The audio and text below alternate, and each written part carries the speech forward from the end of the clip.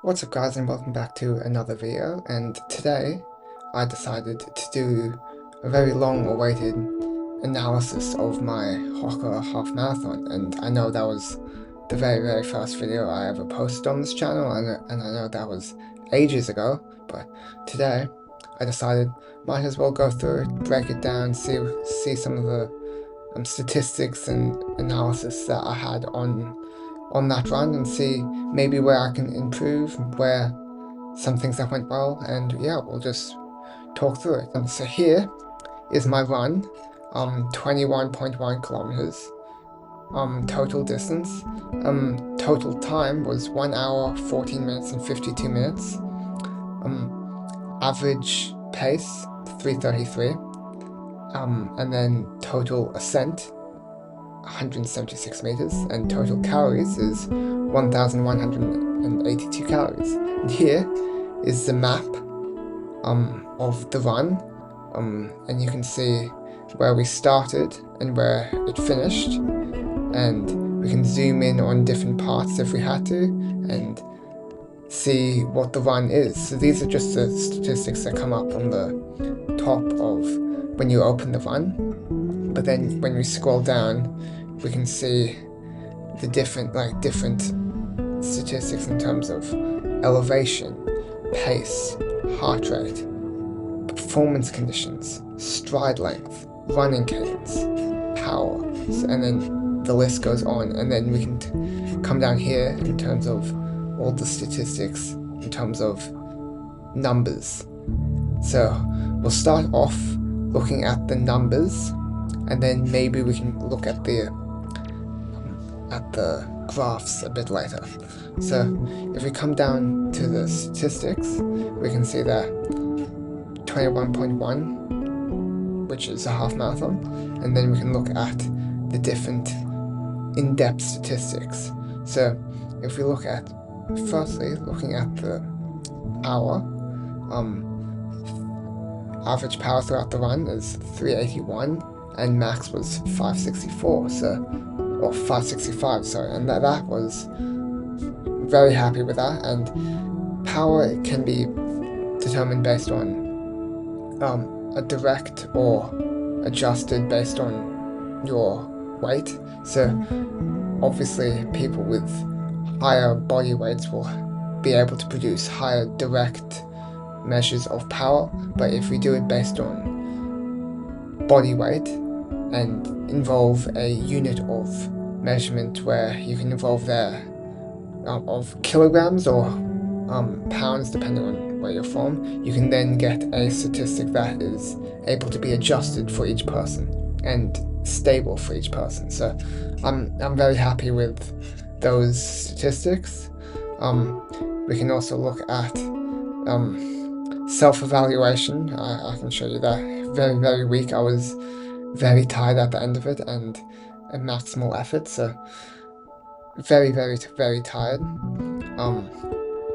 We can also see average heart rates and max heart rates compared to average paces and max paces. So average heart rate was 174 and max is 187. So that is extraordinarily fast, and even the average is very high, but it just shows that it was a very maximal effort, hence the feeling of being very weak at the end of it. So max heart rate got up to 187, and I'll show you guys later a spreadsheet that I'm making where I import a lot of this data that I get from my runs into the spreadsheet, so I can show you how these heart rates are based off my maximal heart rate.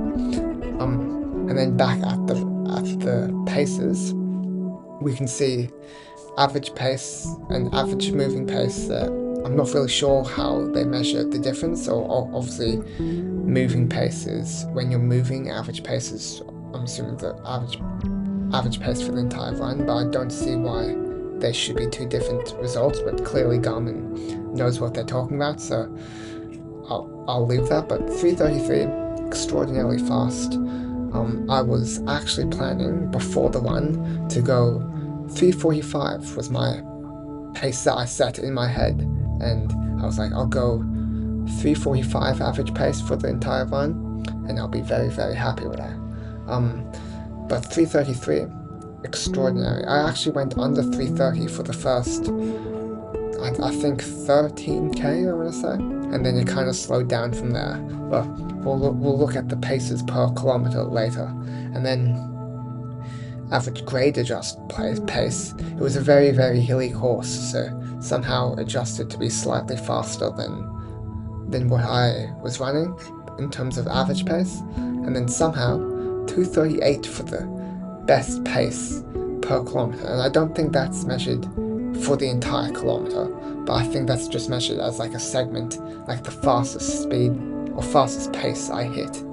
And then I think if you go to speed, yeah, it then converts to kilometers per hour, where average was 16.9, and then max speed was 22.8 kilometers per hour.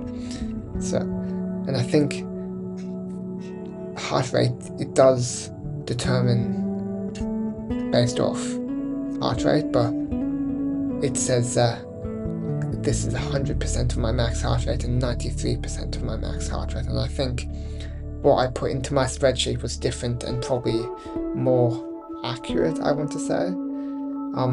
And then it can calculate the zones of your heart rate, so 5.3 and 6.0 for the zones, but I think when I put it into my spreadsheet, it was a lot more, I like to think it was a lot more accurate. And then other statistics in terms of elevation, it was, like we said at the start, like one of the starting statistics, it was 176 meters of elevation, of ascent, and 177 meters of descent, and then minimum elevation was 4.4 and maximum was 42.6 meters. And then looking at the training effect, we can see primary benefit was affecting the VO2 max, and for those who don't know, the VO2 max is the maximum amount of oxygen your body can intake and then send to your muscles to be able to use. It's measured in millimeters of oxygenated blood per minute per kilogram of weight. So it's how much does each kilogram of weight of your body how much millimeters of oxygenated blood is your body able to use per kilogram every minute. And so obviously the higher the number, the more amount of oxygen your body is able to use. So then that will also lead into whether aerobic or anaerobic benefits. So this measures on a scale of 5 for each and determines whether your body is particularly high or maintaining or low in a certain area. So for the aerobic capacity, it says 5 out of 5. So it has categorized that as overreaching. I can definitely see that in terms of like acute load, which is at the like short periods of time directly during the run or directly after.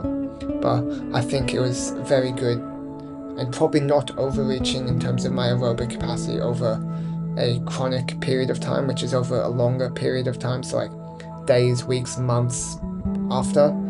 And then the anaerobic benefit, it was saying 2, which is maintaining as categorized as, and that was perfectly fine, so happy with that. And I think the last sections of this to look at is the running dynamics on the side.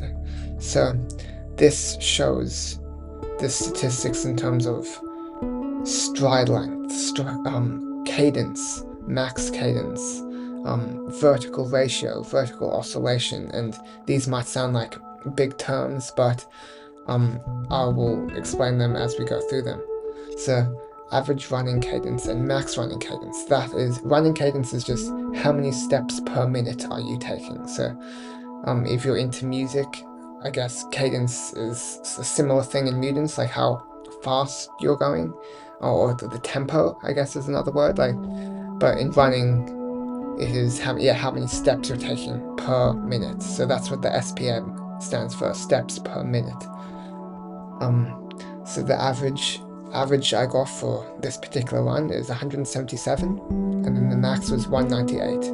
So that is very good, and I think in common literature or common practice, it is good to be about the 180-ish mark for your steps per minute in terms of a relatively fast effort, or maximal effort. So this is very, very close in terms of average, and then the max is quite a bit over, nearly 20 beats over, so that's very, very good, and I'm happy with that. And then stride length is, I would think, very self-explanatory. It's just how long each stride is. So this is 1.58 meters and 158 centimeters. So that's pretty good. I'd say that's above average for my long runs. Most of my long runs are about 21.1 kilometers or 20 kilometers, give or take. But I think as this was a maximal effort, I was striding out a bit more. My strides were longer, so I think most of my normal long runs were slower and tend to be about 140-ish or less. So that's very, very good and on track for what my body is able to do. And then we have, I'll skip vertical ratio and come back to that later because that involves vertical oscillation. So vertical oscillation just means how much vertical movement you are producing throughout the run. So obviously the whole aim is to have horizontal oscillation or horizontal movement. How fast can you move on a horizontal plane is and how fast you can do it is kind of the main goal of running. But obviously you're not an ice skater. You cannot glide across the ground, and that's not how physics or your body works. So obviously there's going to be some movement up and down as you move and bounce across the ground. So this is just what that is measuring. So average vertical oscillation in this particular run is 10.3 centimeters, and this kind of leads into the vertical ratio, which just is a ratio between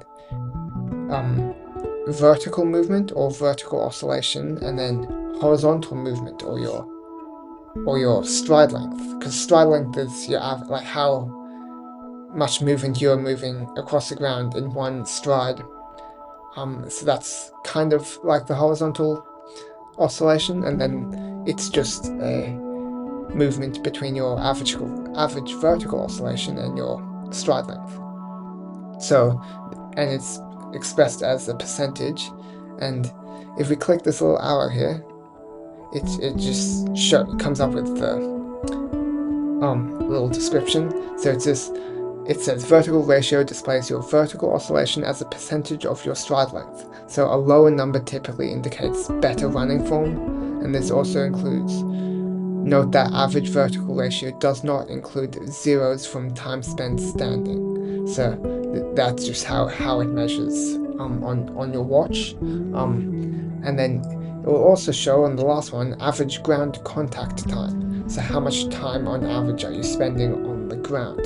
So this is measured in milliseconds, and you can see that I did 210 milliseconds of the entire run, which is, I'd say, pretty good for something that is that long. You might see if I show other runs, some of my speed work on the track tends to be between 180 and 195, I'd say, or just under 200.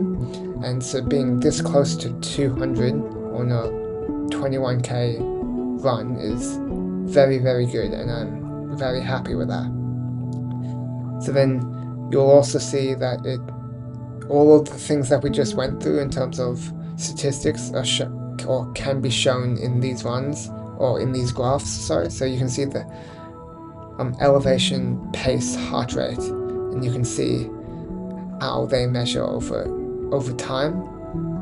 And then it also gives you it's kind of hard to see, but you can see a dotted line across where the average is. So it just shows you where the average heart rate or pace is for the graphs. And then also, if we come down to the statistics, you can see laps. If we go to the lap tab, we can see each kilometer, how fast they were, their cumulative time.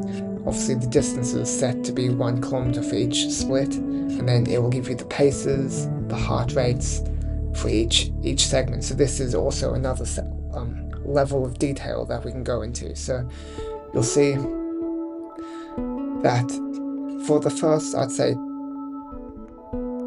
12-13k, a lot of my kilometers were under 330. So you'll see 325, 321, 324, and you'll see that they were slowest up until the 13th, or for the 13th k, I was hitting the slowest with the 8th and 9th kilometer, where I was hitting 330, and then once I got to the 13th k, slowed down slightly, I hit 335, and then was pretty good all the way up until the 17th k, where this was where I hit a massive wall, and I was like emotionally and physically, yes, physically, but not literally hitting a massive wall, where this was where we got to a really, really big hill in terms of elevation in the 17th kilometer, and you can see it goes from 348 in the previous kilometer up until 416, which is very, very, very slow. So then, and eventually I was able to, after that kilometer, that was like a kilometer of hill, and then it went back down to in terms of pace, back down to roughly where I was before, but still not as fast as the first 13k, where I was doing sub 330, but 332, and then 346 and 346 for the last 3k after that.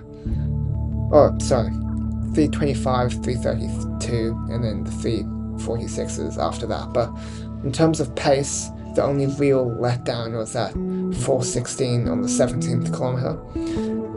But overall, very, very good pace and happy with it. But then if we look at the